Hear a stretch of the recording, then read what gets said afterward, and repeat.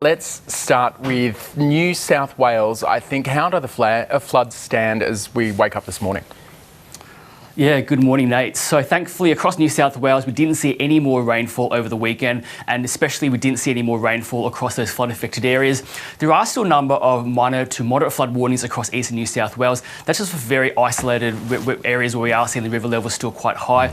This includes for the Wallenby Brook, Tuggerah Lake, and also the Orara River. So just reminding residents to keep an eye on that. We are still seeing some swollen rivers in different places.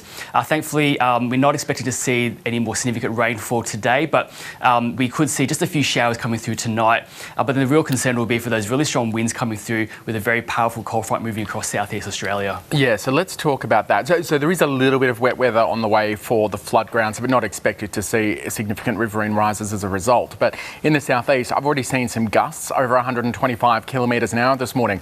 What is going on? Yeah, so we're seeing the first very strong cold front of the sort of winter season across southeastern Australia. So it is pushing up from the bite this morning. As you mentioned, we have seen some very strong wind gusts, 126 kilometres an hour at Neptune Island, just off the coast of South Australia.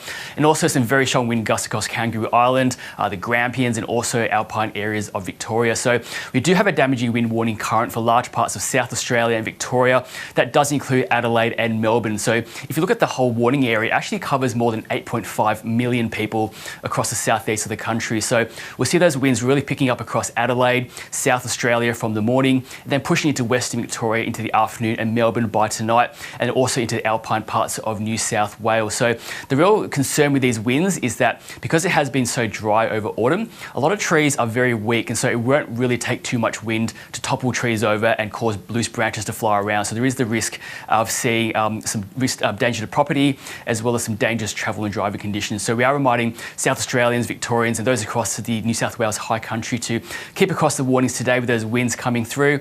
And we may also see some more destructive wind gusts of more than 125 kilometres an hour about the South Australian coast today with thunderstorms.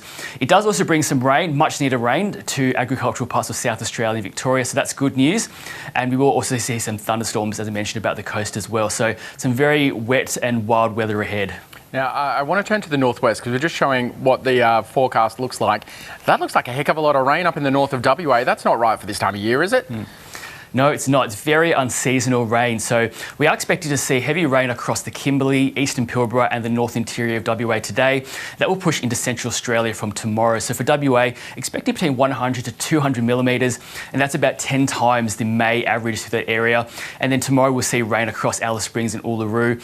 And we have issued a number of flood watches because of that. There will be a number of travellers and tourists around the area, and this rain is very much out of season, so it may catch some people off guard.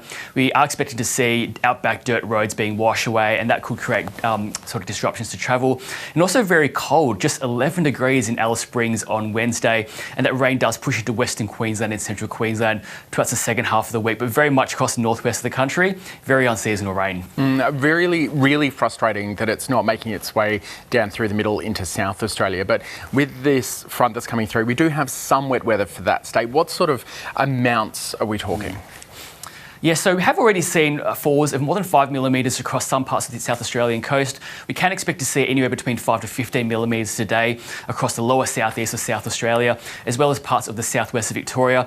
Unfortunately, we're not expecting big totals through the Mallee and Wimmera, which really need that rainfall, but we will see some showers pushing across central Victoria and also southern parts of New South Wales. So quite hit and miss in some areas, but we could see some more decent falls down towards the coast. So every bit helps. Jono, I know you're not going to want to hang your hat on it, but does this front equal the start of, finally, the autumn frontal systems? Is this the break? So to get the break, we do need to see that sort of 25 to 30 millimetres. We might not get that through all these locations, but the good news is that we will see some further follow-up cold fronts coming through the next few weeks or so. So that does mean we could see consolidation of some of those rainfall figures.